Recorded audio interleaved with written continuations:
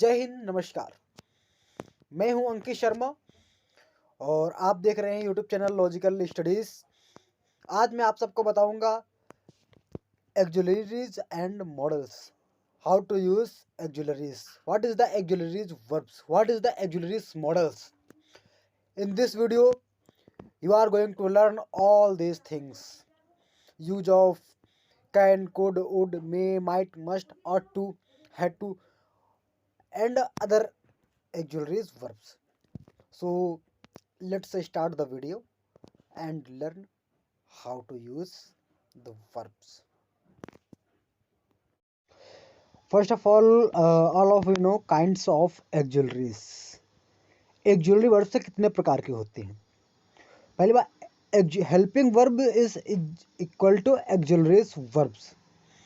ये दो प्रकार की होती हैं। Number 1 primary auxiliary verbs, number 2 modal auxiliary verbs. Modal auxiliary verbs को ही आजकल मॉडल्स भी कहा जाता है। अब ये प्राइमरी auxiliary verbs कौन कौन सी हैं?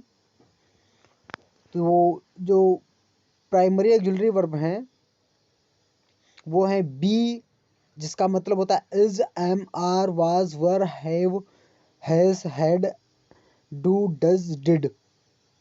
Examples: I am reading a book, we are playing cricket, you are bathing in the Ganga, they are buying apples, he is sleeping, she is weeping, he was writing a letter, they were going home.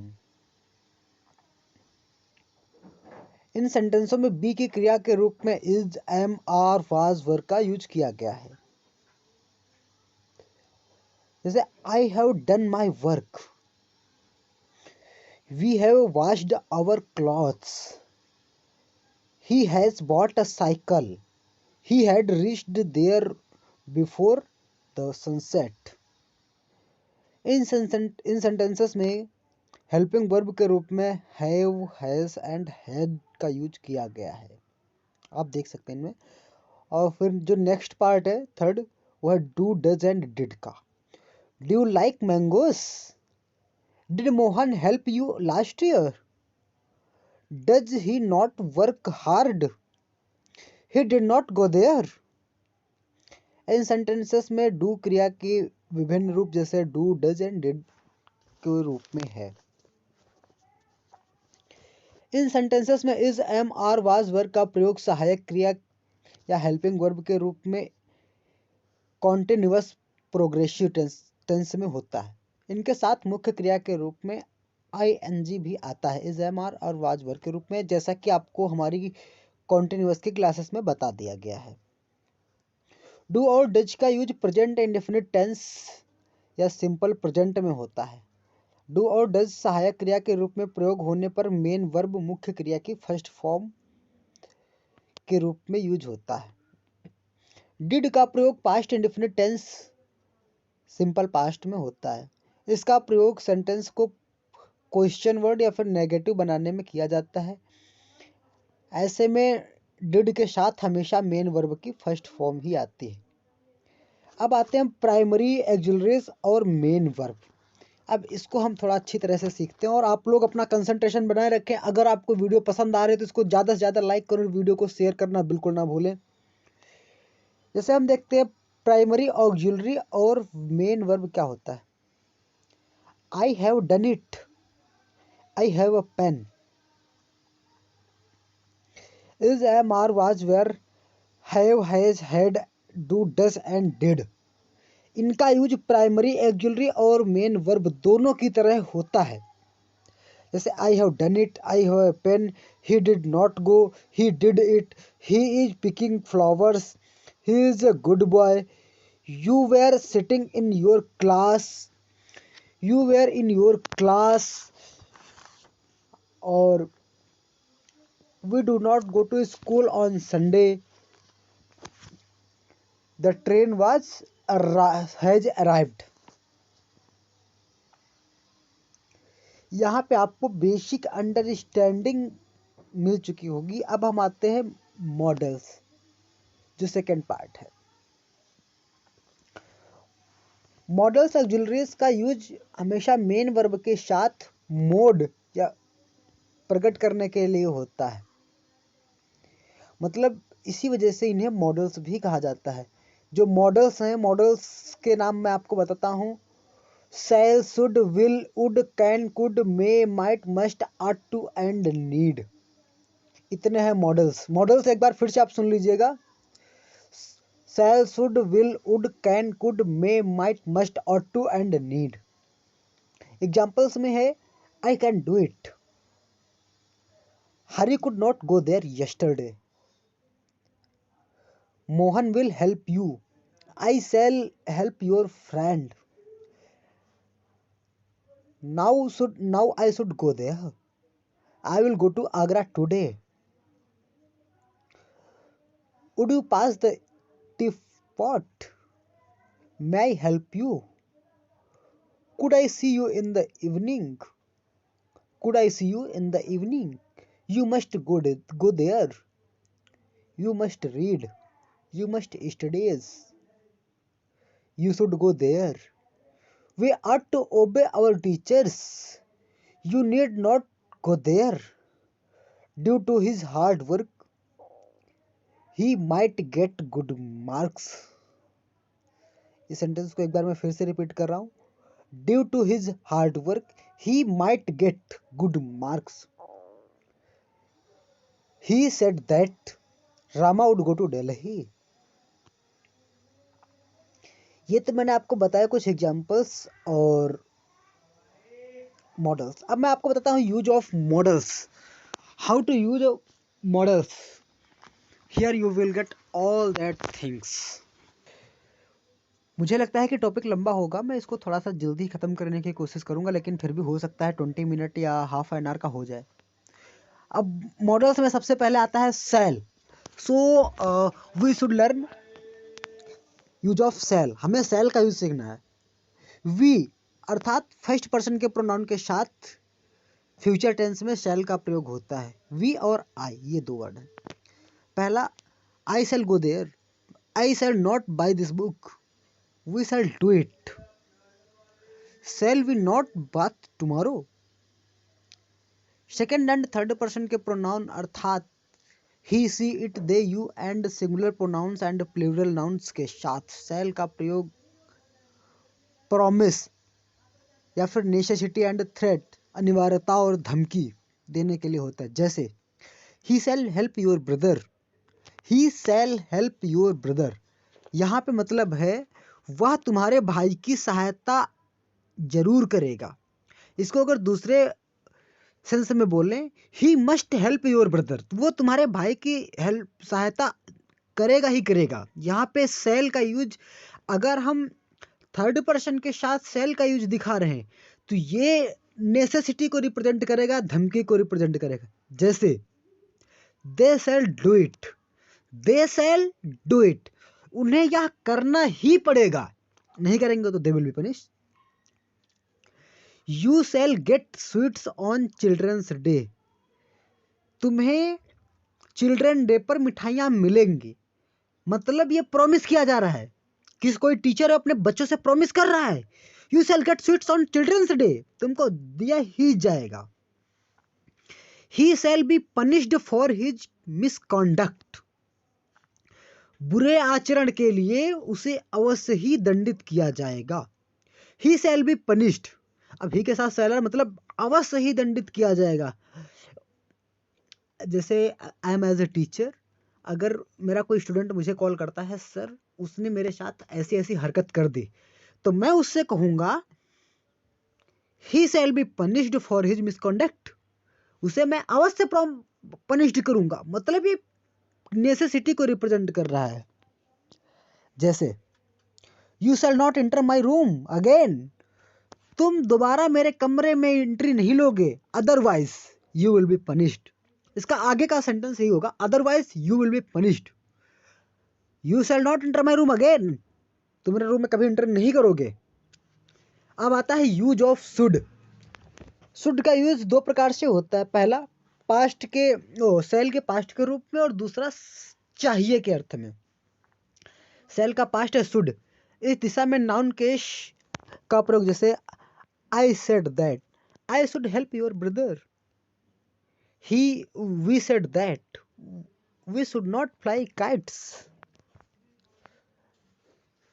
इन प्रयोग में should का अर्थ है गा कि उसमें किया जा रहा है, जो कि सेल को पास्ट में रिप्रेजेंट कर रहा है या फ्यूचर इन द पास्ट प्रकट करता है। शुड का अर्थ चाहिए भी है। इस दिशा में शुड के प्रयोग से शिक्षा, सलाह, सुझाव एवं कर्तव्य प्रकट होता है। जैसे यू शुड वॉक डेली, तुम्हें डेली चलना चाहिए, otherwise you will be fatty, तुम मोटे हो जाओगे, सीधा मतलब है। He should obey his teacher, यहाँ पे भी सलाह दी जा रही है। यू शुड वॉक डेली, तुम्हें डेली वॉक करना चाहिए, ये भी सुझाव है। Your brother is ill, he should see the doctor immediately, तुम्हारा भाई बीमार है, उसे तुरंत डॉक्टर साहब से मिलना चाहिए। यहाँ पे भी सलाह ही दी जा रही है। तो गाइस यहाँ पे हम सेल और शुड का यूज फिनिश कर चुके हैं। अब आता है use of will. Use of will, use of will भी दो तरीके से लगभग होता है। जैसे एक तो विल का जो पास्ट है वो वुड हो, विल, हाँ, एक तो विल फ्यूचर टेंस के लिए होता है, और दूसरा ये दृढ़ निश्चय, डिटर्मिनेशन कह सकते हैं। दृढ़ इच्छा, दृढ़ निश्चय, अनिवार्यता, नेसेसिटी, इसके यूजेस में भी होता है। जैसे वहां पे हम सेल का यूज कर रहे थे ना, लगभग सेम वे। पहले हम फ्यूचर टेंस देख लेते हैं। He will go there, she will come here, they will help you, the farmers will plow their fields, I'll not help me, so it will not help me। अब दृढ़ निश्चय, इच्छा शक्ति के बारे में बताते हैं। I'll do it, मैं इसको करूंगा, मतलब निश्चय कर लिया मैंने कि नहीं मैं इसको करूंगा ही करूंगा। अगर इसमें संदेह होता तो कहते हैं I shall do it, I shall do it, मैं इसे करूंगा, दोनों का मतलब सेम है। I shall do it, मैं इसे करूंगा। I will do it, मैं इसको जरूर करूंगा। मतलब समझ रहे हैं ना आप बच्चों? I shall do it, मैं इसको करूंगा, ठीक है, मन मत करूंगा नहीं, छोड़ दूंगा। लेकिन I will do it अगर लिखा है तो मैं इसको करूंगा ही करूंगा, मतलब I'll do it, मैं इसको निश्चय ही करूंगा। We will be rewarded, हमें पुरस्कार मिलेगा ही मिलेगा, पक्का मिलेगा। We will fight injustice, हम जरूर अन्याय के विरुद्ध लड़ेंगे। I will vacate your house within a month, मैं तुम्हारा घर 1 महीने में पक्का खाली कर दूंगा, इसमें कोई शक नहीं, राइट। अगला आता है यूज ऑफ वुड। बहुत जरूरी है भाई। यूज ऑफ वुड जो है ये 5 तरीके से यूज किया जाता है। यूज ऑफ वुड 5 तरीके से यूज किया जाता है। जैसे सेल का पास्ट शुड, वैसे ही विल का पास्ट वुड है, इस वजह से विल के पास्ट के रूप में वुड का यूज किया जाता है। जैसे Himani said that she would go to Ghaziabad, you said that you would not help Vijay. इनमें इनडायरेक्ट स्पीच या रिपोर्टेड स्पीच में हो रहा है, जैसे डायरेक्ट इनडायरेक्ट के फॉर्म में। अब दूसरा तरीका ये है कि प्रेजेंट टेंस में रिक्वेस्ट करने के लिए, पोलाइट रिक्वेस्ट करने के लिए हम वुड का प्रयोग करते हैं। जैसे would you please to do it, would you please do it, क्या आप इस कार्य को करोगे। या फिर वुड का यूज एक हिसाब से प्लीज के सेंस में होता है। जैसे would you please read the report, कृपया इस रिपोर्ट को पढ़िए। आप समझ रहे ना? वुड के साथ प्लीज का यूज करना सबसे ज़्यादा अधिक उपयुक्त होता है, इस बात को भी आप ध्यान रखिए। अब नंबर 3 जो रूल है हमारा, जो कि वुड को मैंने 5 तरीके से बताया, तो मैंने एक तो 5 तरीके से बताने के लिए बोला है। वुड का यूज 5 तरीके से होता है। पहला विल का पास्ट, दूसरा रिक्वेस्ट करने के लिए, पोलाइट रिक्वेस्ट करने के लिए प्लीज के साथ, तीसरा आता है पास्ट टेंस में हैबिट को प्रकट करने के लिए वुड का यूज होता है। जैसे he would go there in evening, वह वहाँ शाम को जाया करता था। जैसे यूज्ड टू का यूज आप लोगों को आगे बताया जाएगा, तो आपको यूज्ड टू और वुड दोनों सेम होता है। Sometimes our teacher would get angry, कभी कभी हमारे टीचर क्रोधित हो जाया करते थे। पास्ट टेंस में हैबिट को प्रेजेंट करने के लिए या करते थे, मैं बाजार जाया करता था, मैं खाना खाया करता था, मेरे टीचर मुझे पीटा करते थे, इस सेंस में वुड का यूज होता है। अब नंबर 4, डिटर्मिनेशन या फिर विलिंगनेस, सहमति प्रकट करने के लिए भी वुड का यूज होता है। जैसे he would have his own way, he would have his own way, मतलब he was determined to have his own way. He said he would do his best for us. यहाँ पे सहमति, he said he would do his best, उसने कहा है कि वो हमारे काम में अपने बेस्ट देगा। अब आता है कंडीशनल टेंसेस।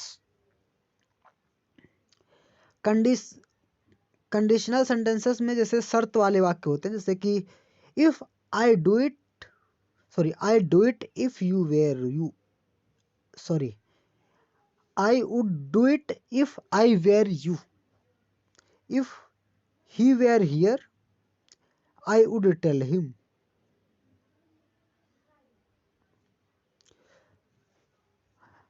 हैबिट रिप्रेजेंट करने के लिए सेंटेंसेस में वुड के साथ यूज्ड टू, जैसा कि मैंने आपको बता रखा है, इसको आप लोगों को ध्यान देना चाहिए। तो ठीक है फ्रेंड्स, मैं इस वीडियो को यहीं पे रोकता हूँ। अगले वीडियो में जस्ट मैं आपको use of can, use of could और इसके आगे use of may, use of might और यूज ऑफ मस्ट और use of ought to, use of need and need not, इसको बताऊंगा। कोशिश करूंगा कि अगले जो मैं बताना चाह रहा हूँ आप लोगों को, उसको मैं एक ही वीडियो में कवर अप कर सकूँ। अगर नहीं हुआ तो मेरे एक्सिलरीज और मॉडल्स में 3 वीडियो हो सकते हैं। ये वीडियो लॉन्ग हो रहा है, इसी वजह से मुझे लग रहा है कि शायद आप लोग बोर हो जाएंगे, और थोड़ा थोड़ा करके सीखिए, एक ही वीडियो को बार बार देखिए।